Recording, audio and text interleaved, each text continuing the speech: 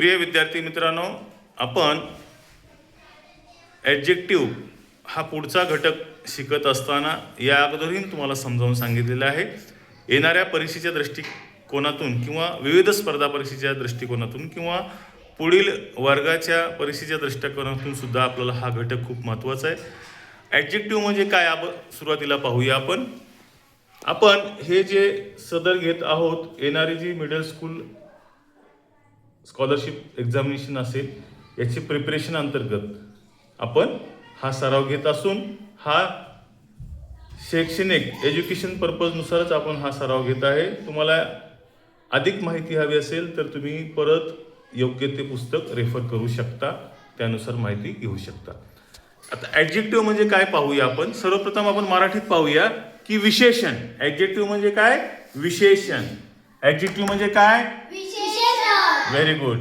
तर आता विशेषण कशाला म्हणतात? आपण विशेषण कशाला म्हणतो? सर्वप्रथम जर एखाद्या वस्तूविषयी, ठिकाणाविषयी किंवा नामाविषयी किंवा सर्वनामाविषयी विशेष माहिती सांगणाऱ्या शब्दाला विशेषण असं म्हटलं जातं. आता विशेषणाची व्याख्या पाहूया आपण या ठिकाणी. नामाविषयी किंवा सर्वनामाविषयी अधिक माहिती सांगणाऱ्या किंवा नामाविषयी सर्वनामाविषयी माहिती देणाऱ्या सांगणाऱ्या शब्दाला विशेषण असे म्हणतात. आता हीच व्याख्या आपण इंग्लिशमध्ये बघूया, कारण जो आपला दुसरा पेपर आहे त्या अंतर्गत हा आपल्याला ॲडजेक्टिव्ह हा घटक येऊ शकतो. या अंतर्गत काही प्रश्न येऊ शकतात. तर adjective, what is mean by adjective? Which word give extra information about noun or pronoun that is called adjective. म्हणजेच काय? which word give us extra information about noun or pronoun that is called adjective. For example, big city. Okay, big city. Mumbai is big city. Ganga is clean river. Okay, Lakshman is good boy. तर लक्ष्मण कसा आहे? Good boy आहे. तर इथे good हे काय आहे? Adjective. Good हे काय आहे? Adjective. Big city, Mumbai is big city. तर याच्यामध्ये ॲडजेक्टिव्ह कुठला आहे? Very good. बिग हे ॲडजेक्टिव्ह आहे. River, Ganga is clean river. याच्यामध्ये ॲडजेक्टिव्ह कुठला आहे? Very good. कुठला ॲडजेक्टिव्ह आहे?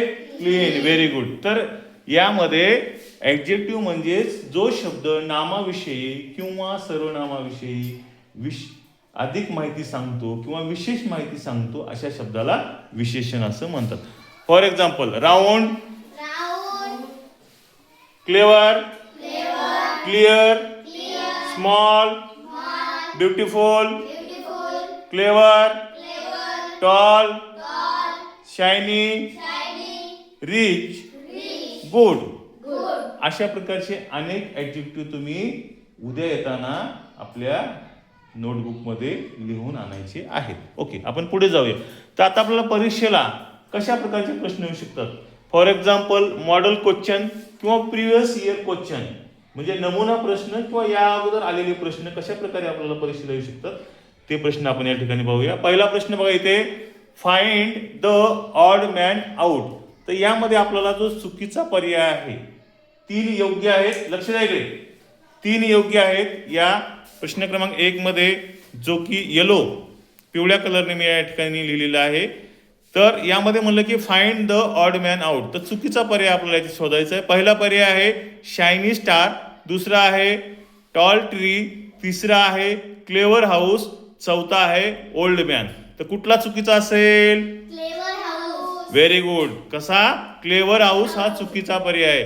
कारण क्लीन हाऊस असू शकतं, बिग हाऊस असू शकतं, स्मॉल हाऊस असू शकतं, पण म्हणून या ठिकाणी तिसरा पर्याय हा क्लेवर हाऊस आहे, जी आपल्याला MCQ किंवा अशा प्रकारची जी उत्तरपत्रिका असेल या ठिकाणी आपला तिसरा पर्याय हा गोल करायचा आहे किंवा मार्क करायचा आहे. आपण पुढच्या प्रश्नाकडे जाऊया, जो की ब्ल्यू कलरने किंवा निळ्या खडूने मी या ठिकाणी चॉकने या ठिकाणी लिहिलेला आहे. चूज द इनकरेक्ट पेअर म्हणजे चुकीची जोडी शोधा. बरोबर. पहिला पर्याय आहे अ टायनी स्टार, दुसरा आहे अ रिच मॅन, तिसरा आहे अ रेनी डे, चौथा आहे अ शार्प डे. कुठला चुकीचा पर्याय आहे इथे किंवा कुठली नाही कुठली अ शार्प डे हा चुकीचा पर्याय आहे. आता पुढचा अशा प्रकारे तिसरा या ठिकाणी मी तुम्हाला तिसरा मॉडेल क्वेश्चन किंवा previous year question model question या ठिकाणी दिले आहे. अशा प्रकारचे प्रश्न आपल्याला परीक्षेला येऊ शकतात. एक चित्र दिलेलं आहे, हे बघा या ठिकाणी एक चित्र दिलेलं आहे. पहिलं चित्र आहे या आयताकृती याच्यामध्ये दोन चित्र असून पहिलं एक दगड आहे, दुसरा आहे तो पंख आहे. ओके, स्टोन आणि फिदर आहे.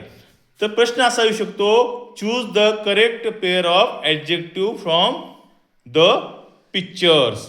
तर याच्यामध्ये आपल्याला काय करायचंय, तर योग्य हे उत्तर आपल्याला 4 पर्यायातून शोधायचे. करेक्ट आन्सर आपल्याला शोधायचे. पहिला पर्याय काय आहे, टॉल स्मॉल. दुसरा काय आहे, बिग शॉर्ट. तिसरा काय आहे, हेवी लाईट. चौथा काय आहे, ब्युटिफुल आणि स्मार्ट. मग या चित्राचं निरीक्षण करून आपल्याला योग्य पर्याय निवडायचा आहे किंवा शोधायचा आहे. तर मला सांगा, एक टॉल स्मॉल, दुसरा बिग शॉर्ट, तिसरा हेवी लाईट, चौथा ब्युटिफुल आणि स्मार्ट. तर तुम्ही चित्राचं निरीक्षण केलेलं आहे, चित्र पाहिलं तुम्ही. तर या तिसऱ्या क्वेश्चनला कुठला योग्य पर्याय येऊ शकतो, व्हेरी गुड, कुठला येऊ शकतो, म्हणजे 3 नंबरचा पर्याय येऊ शकतो. म्हणजेच तुम्हाला अशा प्रकारचे प्रश्न येणाऱ्या परीक्षेला येतील. याचा सुंदररित्या अभ्यास करून व्यवस्थित तुम्हाला ॲडजेक्टिव्ह या घटकावर येणारे सर्व प्रश्न योग्यरित्या सोडवायचे आहेत. Do you understand? Thank you so much boys and girls. Thank you so much my dear student and best of luck for your exam, जी की आपल्या फेब्रुवारी महिन्यात जी एक्झाम आहे यासाठी तुम्हाला खूप खूप शुभेच्छा. आपण अनेक घटकावरती सराव घेत आहेत. Perfect practice makes man perfect. कळलं तुम्हाला? योग्य सराव हा आपल्याला योग्य बनवत असतो. खूप चांगल्या प्रकारे सराव करून, खूप चांगल्या प्रकारे अभ्यास करून, जे की इंग्लिश या विषयाअंतर्गत ज्या घटकावरती प्रश्न आहेत ते आपल्या सर्वांना सोडायचे. आपल्या सगळ्यांना परत एकदा best of luck. Thank you so much.